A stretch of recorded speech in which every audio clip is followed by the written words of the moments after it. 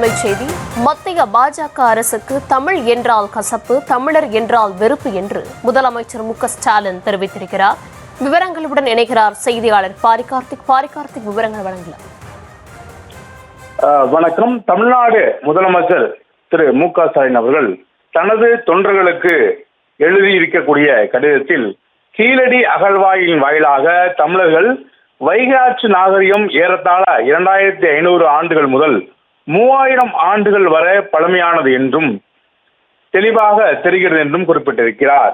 மேலும் கீழடி அகழ்வாயை வகைப்படுத்தி உள்நாட்டிலும் உலகளவிலும் உள்ள சிறந்த ஆய்வுக்கூடங்கள் புனே, பெங்களூரு, அமெரிக்காவின் புளோட்டோ மற்றும் இத்தாலி ஆகிய நாட்டிற்கு அனுப்பி அங்கு Royal testing, chemical testing, corporate testing உள்ளிட்ட ஆய்வுகள் மேற்கொண்டு அறிவியல் பூர்வமாக முடிவுகள் பெறப்பட்டு அதன் அடிப்படையிலே 2023 ஆண்டு 982 பக்க இறுதி அறிக்கையை அமர்நாத் ராமகிருஷ்ணன் அவர்கள் சமர்ப்பித்தார் என்றும் தெரிவித்திருக்கிறார்.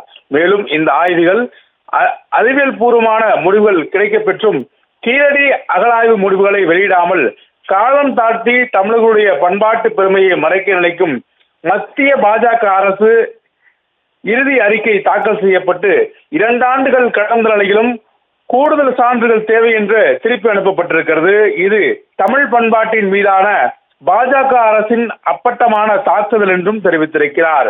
தரவுகள் ஏதுமில்லாத கற்பனையான சரஸ்வதி நாகரிகத்தை முன்னிறுத்தி திராவிட பண்பாடு அடையாளமான சிந்து சமவெளி நாகரிகத்தை அழிக்க நினைக்கும் பாஜக இதுவரை சரஸ்வதி நாகரிகத்தை எந்தவித அறிவியல் சோதனைகள் மூலமாகவும் நிரூபிக்கப்படவில்லை என்றும் தெரிவித்திருக்கிறார். ஆனால் தமிழர் பண்பாட்டு அடையாளமாக கீழடி அகழாய்வில் கிடைத்த பொருட்கள் ஒவ்வொன்றுக்கும் உலக தரத்திலான அறிவியல் பூர்வமான ஆய்வுக்கு உட்பட்டு நிரூபிக்கப்பட்டிருக்கிறது என்பதையும் முதலமைச்சர் சுட்டிக்காட்டியிருக்கிறார்.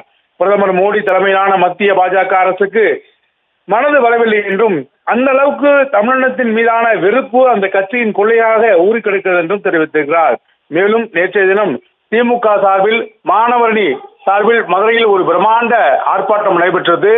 அந்த ஆர்ப்பாட்டத்தின் அடிப்படையில் தொண்டர்களுக்கு கடிதம் எழுதியிருக்கும் முதலமைச்சர் அவர்கள் பல்வேறு விஷயங்களை சுட்டிக்காட்டி எழுதியிருக்கிறார். குறிப்பாக நேற்றைய தினம் நடைபெற்ற ஆர்ப்பாட்டம் என்பது மதுரை வீதியில் நடந்த மிகப்பெரிய பாண்டி நாட்டு படை உலா போல இருந்தது என்றும் பெருமையோடு பேசியிருக்கும் முதலமைச்சர் அவர்கள் பல்வேறு காரணங்களை சுட்டிக்காட்டி மத்திய அரசு கீழடி அகழாய்வை இன்னும் அங்கீகரிக்க மறுப்பதை முதலமைச்சர் அவர்கள் சுட்டிக்காட்டியிருக்கிறார்.